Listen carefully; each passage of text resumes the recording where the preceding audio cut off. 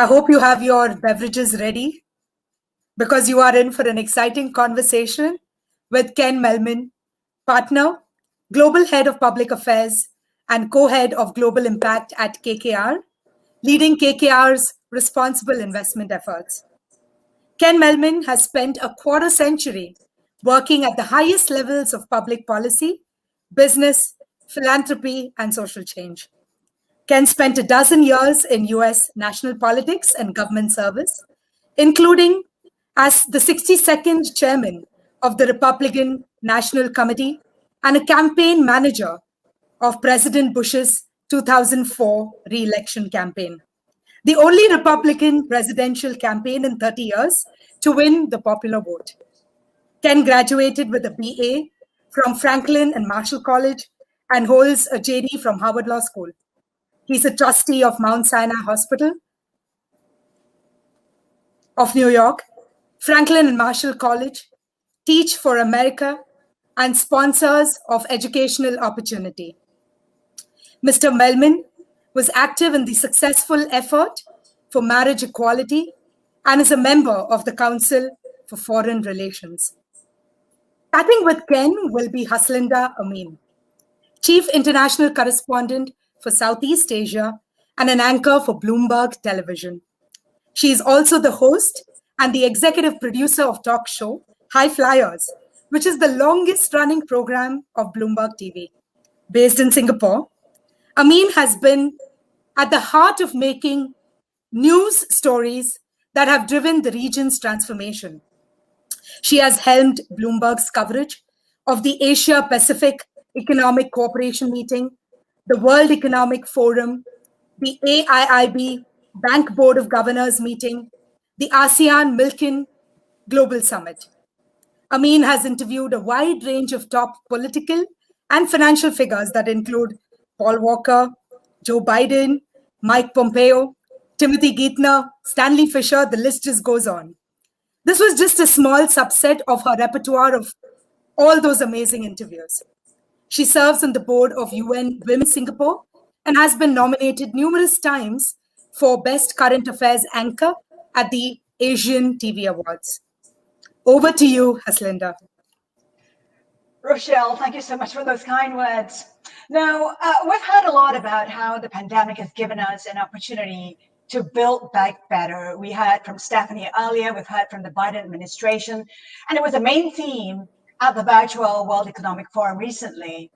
It's about mobilizing capital into investments that are not just profitable, but also generate positive, sustainable outcomes for societies. And we've heard how Ken has been at the heart of impact investing. And Ken, before we get into investing through the gender lens, we know that KKR has over the past decade put ESG impact front and center in its investments across regions, Asia, Europe, the US. Give us a sense of how much headway we've made in terms of impact ESG investing over the last 12 months amid COVID-19. Well, first of all, thanks for the question, and I really appreciate being included. I was enjoying listening to the previous speaker, and I want to open by saluting the amazing work that the IFC has done.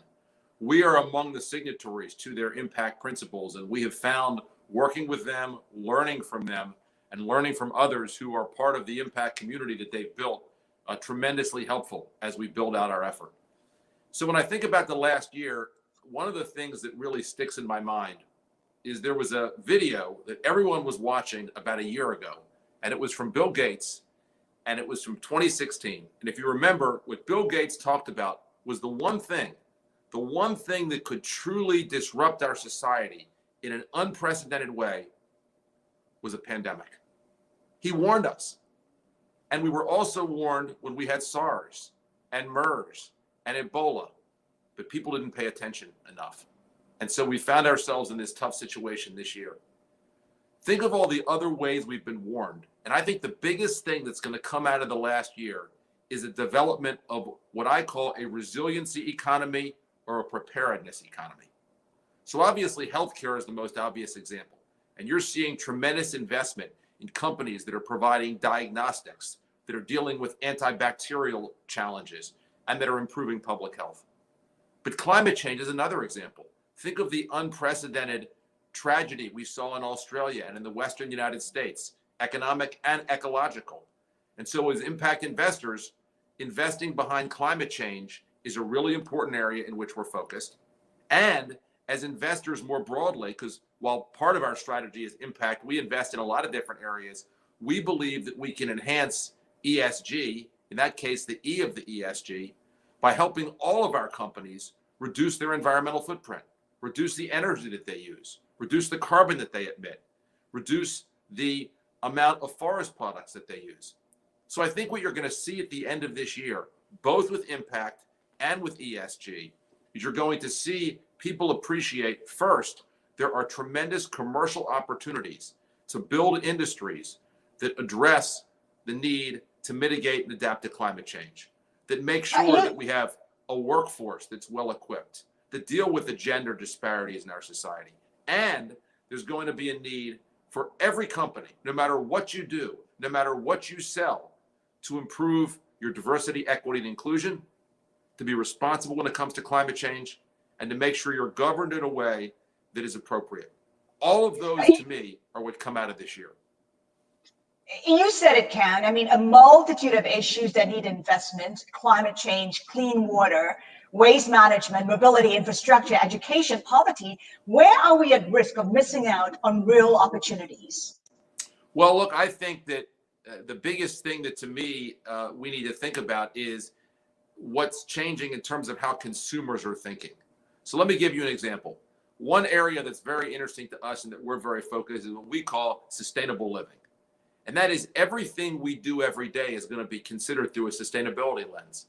We bought a really interesting company in Italy that uses essentially technology to reduce the size of packages that your Amazon and other products come in. There's a 40% reduction in forest product inputs into their packaging. So less paper, more trees are preserved. Obviously incredibly important both economically, but also from an environmental perspective. And I think more and more individuals are going to say to the Amazons of the world, or the FedExes of the world, or anyone else that ships their products, tell us what your strategy is when it comes to reducing the amount of environmental impact and input of your packaging. That's one small example of the world we're entering.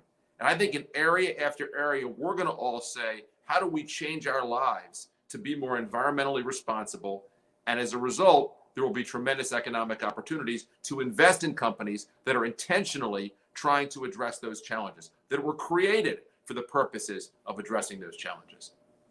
The thing is, even as we make improvement, the pandemic itself has exaggerated the glaring disparity: unequal access to healthcare, unequal access to vaccines. More women than men have lost their jobs amid the pandemic, which are becoming social risks. How do you invest in a way that support equality, support diversity, bridge the gap between the rich and the poor? What needs to change? I think it requires, we have a systemic problem when it comes to equity and equality. There is systemic challenges, impediments, and inequities when it comes to women and men, and when it comes in the United States to racial questions. And so what do you do about it? You have to address it by addressing the entire system. What does that involve? First, it starts off with saying we need to make sure that folks are in the room. We've added in the last year 100 diverse board members to the companies that KKR has a controlling interest. The result being that every one of our companies has an average of 3, but at least 2 diverse board members at the board level. You know why that's important? Because it's important that when a company is thinking about its strategy and its policy and its products, it has individuals in the room that represent everybody. Presence makes a huge difference, number one. Number two, we have to deal with the fact that every single one of us has unconscious bias as a result of the world we live in. In the last 3 years, we have systematically added unconscious bias training to something we require for KKR executives. We encourage that for many of our companies too.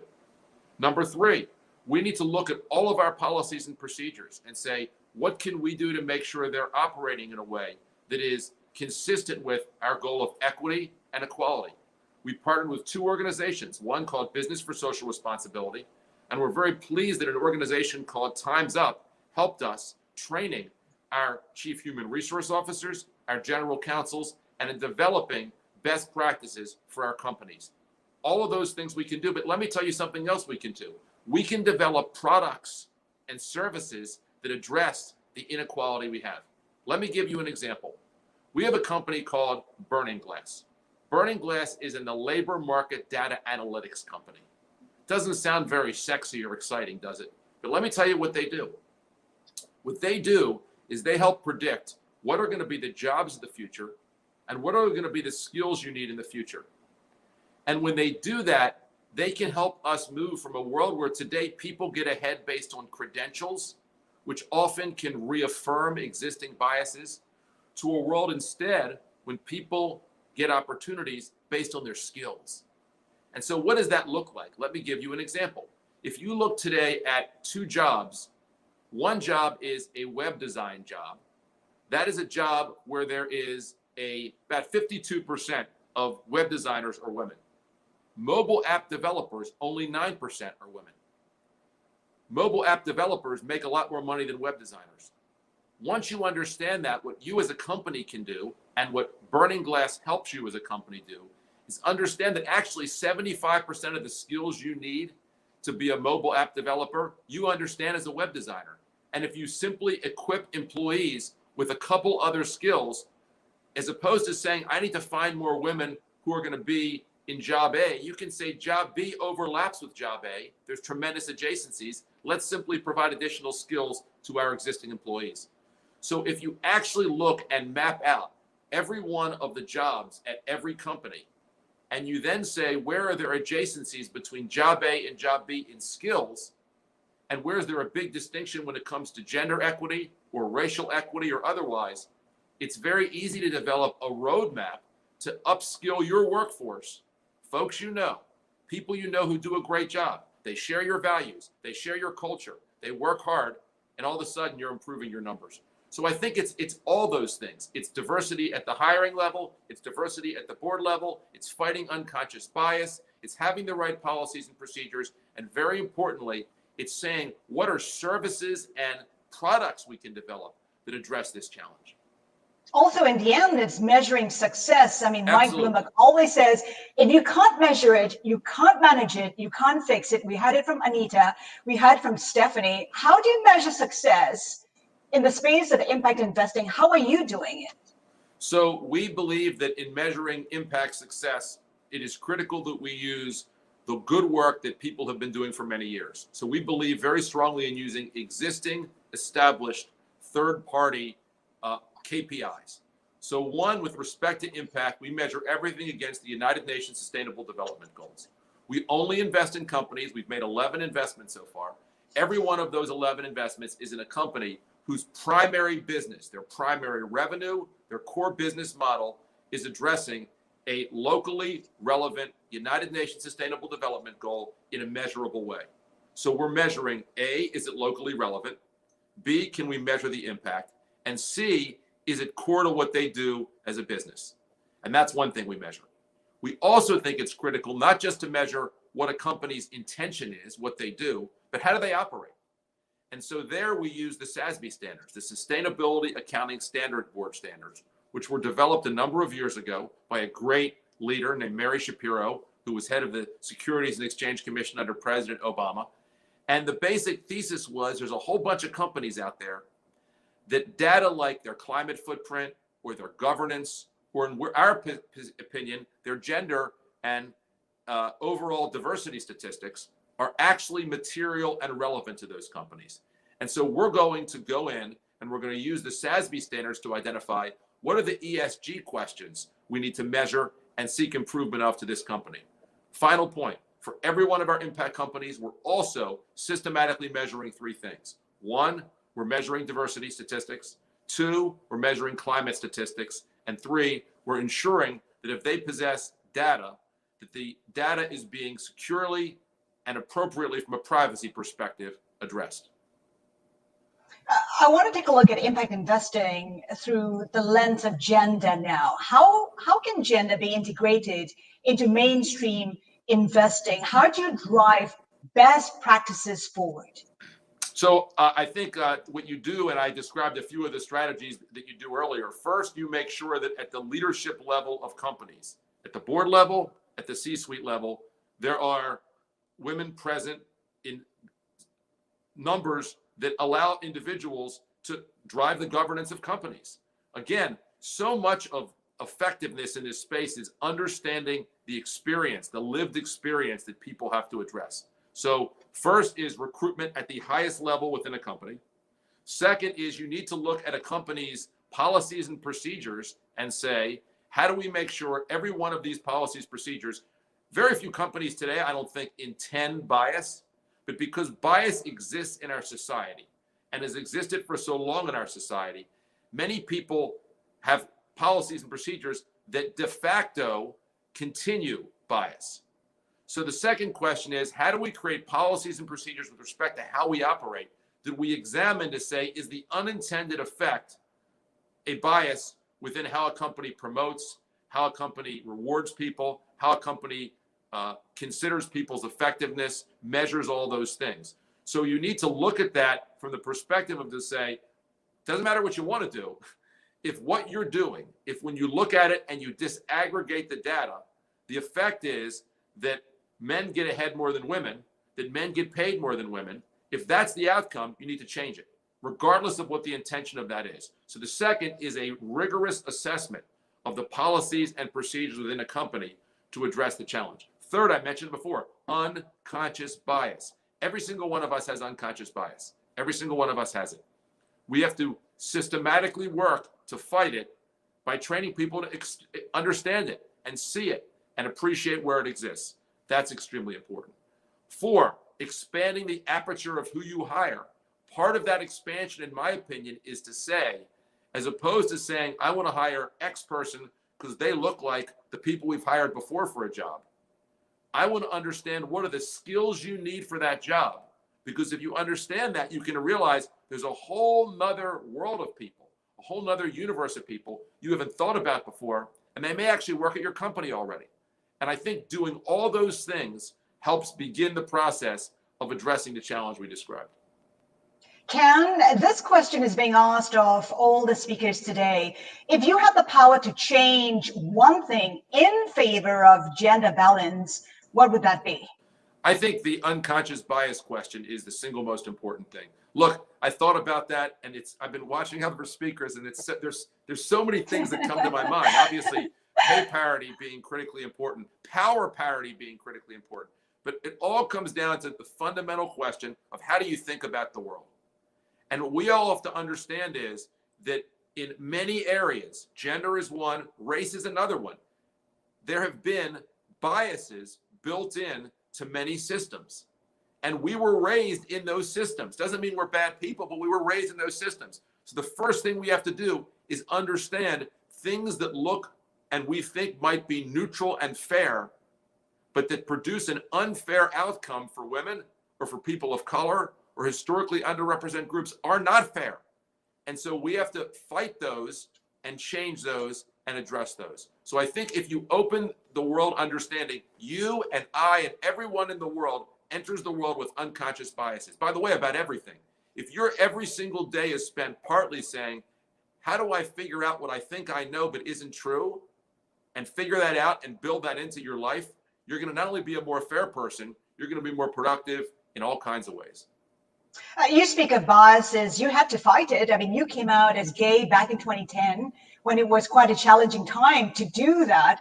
First, what made you go public at that time? What was it like? Were you surprised by Henry Kravis's response? Well, look, I would say the folks that are truly brave are not me. There were people that came out in 1985 and 1990. And what I learned most is there's a gentleman who's very famous named Harvey Milk, who's considered the godfather of LGBTQ equality, civil rights leadership. And he said the single most important thing you can do is to come out, because once people know you, it gets to that earlier point I made.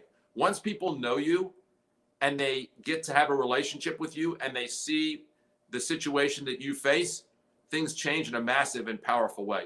Henry Kravis is an incredible man and an incredible leader and an incredible friend. And I'll tell you the story because it says so much about him. So I came out to him, and at the time I came out in 2010, I was involved in an effort called AFER, which was an effort to overturn Proposition 8.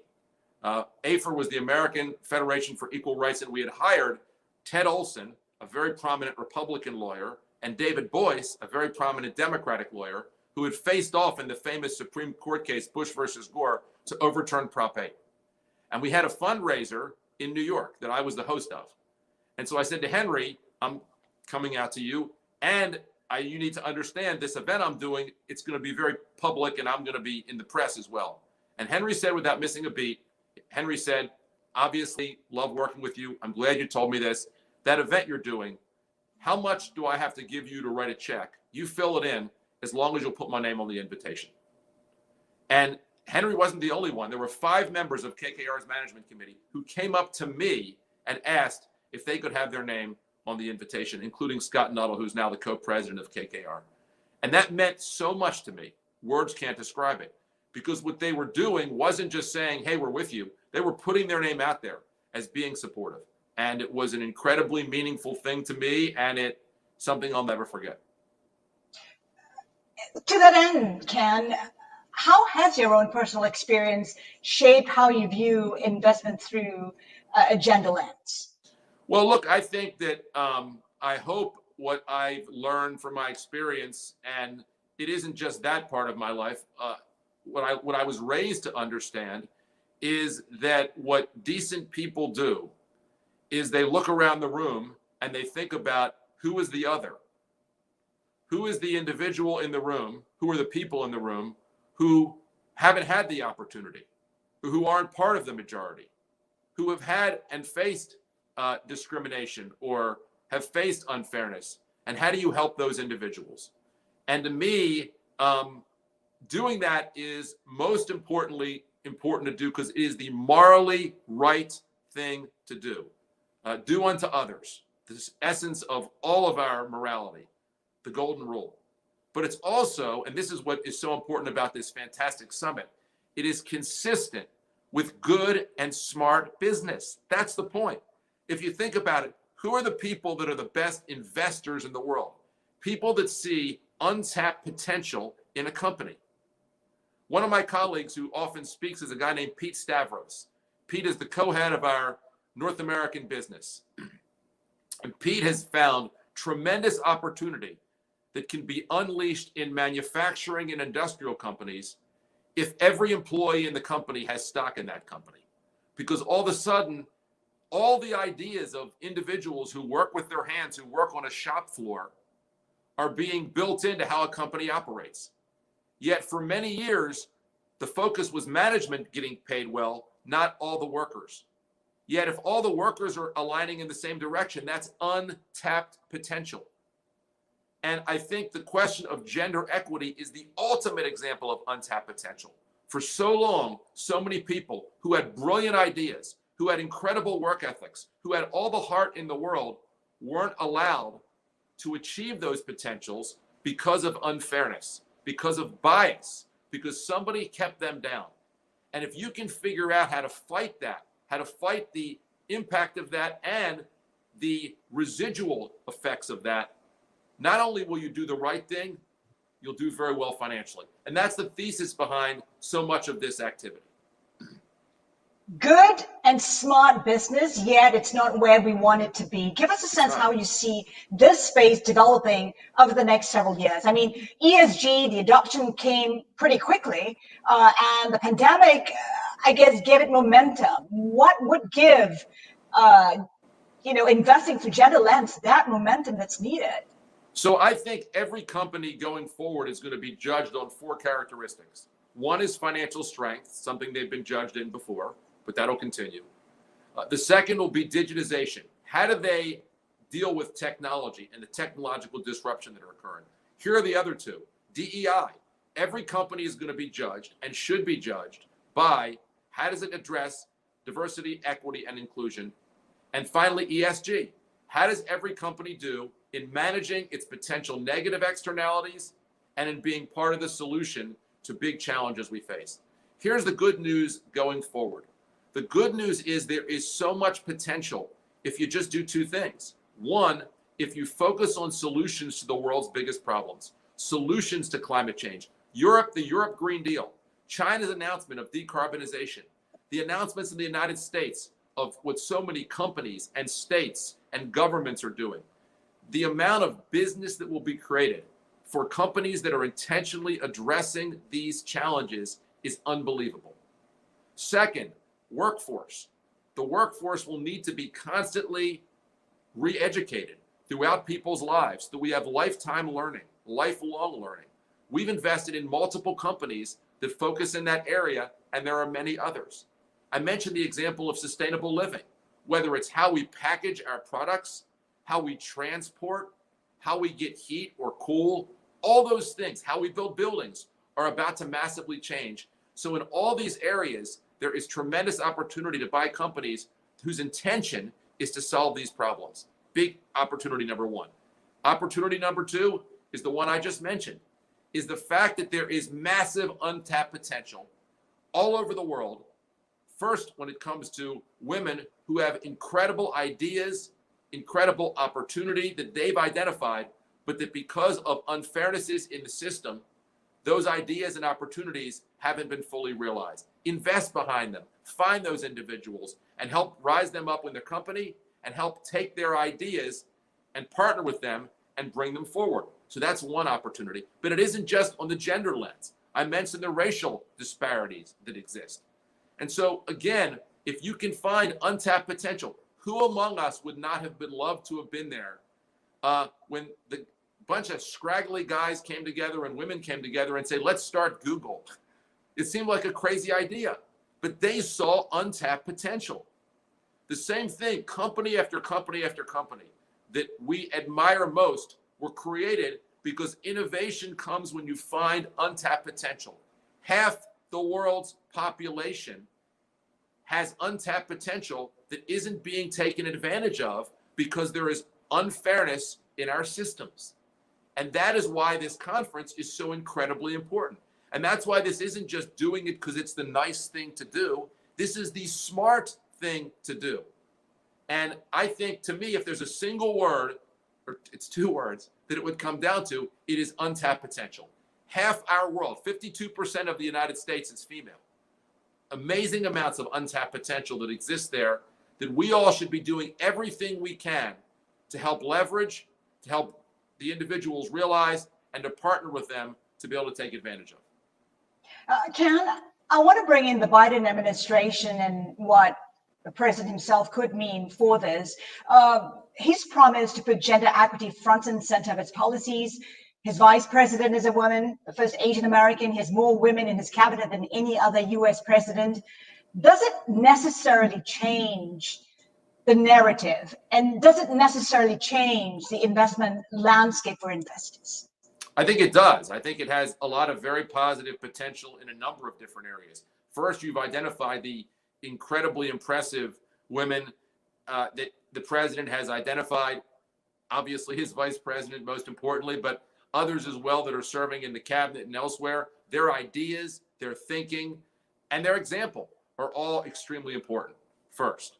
Second, some of the policies make a real big difference. And you've noted there's a real focus that this administration has, which I salute, on the idea of building back better with a particular focus on climate resiliency and building a nation where we are better able to both mitigate climate change and adapt to climate change. That includes a number of components. Obviously, that includes building on the work that's been done over the last several years around renewable energy, building on the work that was done the last several years around building efficiency. And it means, if you look at the core of what the president proposes, a massive investment in building the infrastructure around the electric car. If we can build the infrastructure around the electric car and substantially build uptake of people using electric vehicles, that will accomplish several goals. First and foremost is climate. It will also create huge numbers of jobs in the United States. If you think about just the steel that is needed, that's American-made steel that will be needed to build the infrastructure for those cars. Those are great jobs in this country that pay good wages. So that's another area where you're going to have a double. You're going to have the climate benefit and you're going to have the economic benefit too. And to me, that has huge benefits, obviously, in both contexts. That's only a couple examples. We as a society are going to need to, and the president's put this forward, how do we build our healthcare system in a fairer way? How do we rebuild and enhance our public healthcare infrastructure? It was mentioned, you mentioned I'm on the board of Mount Sinai Hospital. Mount Sinai Hospital is the largest hospital here in New York. I'm very involved in an effort they have called IHER, the Institute for Health Equity Research. It's run by two brilliant physicians and two brilliant scholars. And they both understand what COVID has showed us. And what that is that the disparity between how COVID has impacted women and men, and in particular, communities of color and Caucasian communities, is massive. And that requires us to do three things, and we're very focused on those three things. First, it requires us to train our doctors and nurses and medical professionals differently, to understand these biases and address these biases.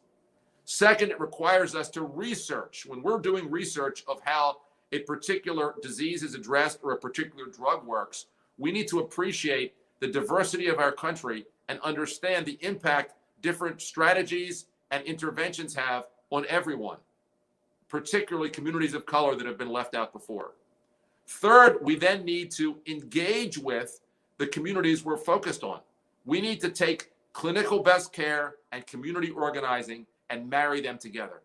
This IHER effort, as we speak, for example, is working right now with a community effort, wonderful organization in the Bronx. I live here in New York, and it's focused on African-American individuals that have diabetes and figuring out what we can do in partnership with that organization to improve the buy-in for taking the vaccine.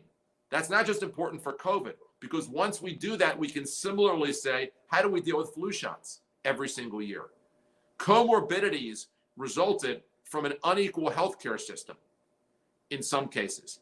And how do we make that healthcare system more equal is something else that the president has emphasized, and he's right to emphasize. And also you're seeing lots of organizations like the Mount Sinai example I just described address as well.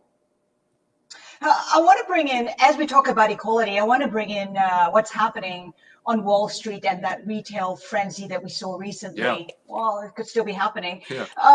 The war between Wall Street on the one hand and retail investors acting in a pretty coordinated manner on the other hand, hedge funds losing billions of dollars. One investor, Kamath Palihapitiya, he says, it shows the narrative fallacy on Wall Street, the fallacy of wizards, that Wall Street was superior than anyone else. Others, though, call it a tulip mania on steroids. What do you call it? I love the tulip analogy. I mean, there's also obviously there's Bitcoin. We all remember GameStop. Look, the reality is social media is upending every institution in society. And this is no exception, number one. And a lot more people are at home. And if they want to do investing, they can do that. That's very important. And finally, there are no fee trading platforms that have grown. All of these things together are democratizing investing in a way that we haven't seen before. And so to me, the answer to these questions is, I think people, for one, obviously they'll look into this particular matter and make sure that people follow the rules and follow the law and all that. But more broadly, we have to appreciate this, the world we live in is a world where there will be many manias. It'll sometimes affect Wall Street. It'll sometimes affect democracy. It'll sometimes affect business.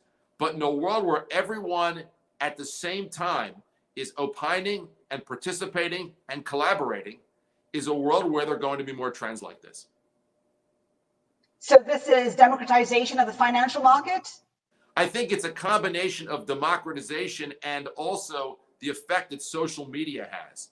And what social media does is, in my experience, is it can massively accelerate, you might call it a trend, you might call it a mania, but it creates a accelerated momentum behind particular thinking in a particular area.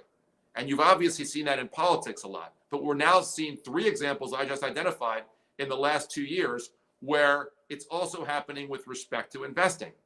And so to me, it comes down to this. you should understand the fundamentals of what are your investment strategy and what are you investing in. And if there is overlap between those fundamentals and the mania, awesome, you can make a lot of money. But simply because lots of people are doing something or there's momentum behind something isn't necessarily reflective of where people want to be. There are people that invest behind momentum. That's great. But that's not true for everybody. So I think really not getting carried away or caught up in that, but understanding what your fundamental strategy is what's important. Okay, we have some questions here for you, Ken. Are you ready? Sure. This is from Although I Ankita like your Saha. questions too. We can get back to my questions later, but this one's for you. You've been very active in fighting against workplace discrimination, among all, gender diversity, LGBT, etc., which according to you is the toughest to address and fight for and ensure a win. I'm not sure if there's a question in there, but I guess it's relating to how have you managed to do it? I mean, how do you view all these the challenges that you've had to encounter? One of the most interesting things that happened this past year was that there was a Supreme Court decision that was actually a decision that was 6-3, written by Justice Gorsuch and including the Chief Justice, John Roberts, as well as the 4 more progressive members of the court. And what they all found was that Title VII, which is the law in the United States that prohibits discrimination based on gender, actually applies to LGBTQ people as well. Because what you're essentially doing is discriminating based on gender. So if an employer says that I have a picture of my spouse in the office and my spouse is a woman and it's okay, but my spouse is a man and I get fired, which is what happened in the case, then I'm being treated differently because of my gender, and that's not fair under Title VII. And what's interesting about that case to me, and what's so powerful about it, is that it shows the confluence between these different areas. And to me, the way I think about it and the way I think we should all think about it is both from a fairness and a decency and more important and less importantly, but importantly, from a business perspective, any kind of discrimination, any kind of bias, any kind of treating people differently based on who they are as opposed to what they deliver and contribute to the firm needs to be unacceptable and needs to be fought against. And that doesn't just mean obvious discrimination like the example I described. It also means we need to, as I mentioned earlier, look and say, where are the residual effects of discrimination that occurred for many, many years that today creates biases as between genders, as between races, and in other areas too. A question here from Nitya. She wants to know, are gender sensitization trainings well received and effective? So I have found our unconscious bias training to be very effective. It made me think a lot. I think they were very well received. My colleagues, I think, enjoyed it. And as I said, it affects everything you do. If you're an investor and you're not thinking about, you have unconscious biases. Every single person does. And if you're not thinking about it and fighting it, you're missing a big opportunity. I've gone through the training. I think it's really, really good. When we ask for diversity champions in companies, why is it that women are put forth? I guess we're asking why the men are not coming forward. In KKR, I can tell you that among our most important diversity champions are Henry Kravis and George Roberts, 2 men, 2 of the founders of our firm. They think it's incredibly important. They're very active in this area. And it's an area that they constantly hold everyone to standards with respect to. Our Inclusion and Diversity Committee is led by Suzanne Donahoe, who's a woman, and Pete Stavros, the gentleman I mentioned before. Every single business unit has to have a specific plan around diversity, equity, and inclusion, and how they're going to improve that over the course of what they do with respect to their workforce and also how they operate.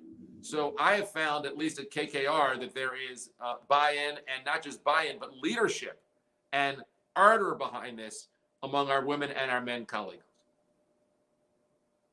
What is your biggest piece of advice for getting started with diversity and inclusion? I think the most important thing is you need senior level sponsorship and senior level support, number one.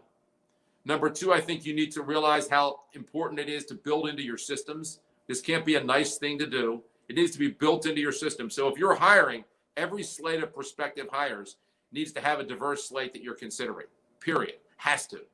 People need to be judged based on their commitment and their support and their success with respect to these areas.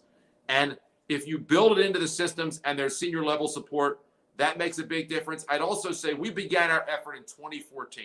We established our Diversity and Inclusion Committee, started by Henry and George and 8 senior partners at the firm, including myself. And we've subsequently made very big strides in a number of areas, although we still have a long way to go. But the key is understanding the power of compounding.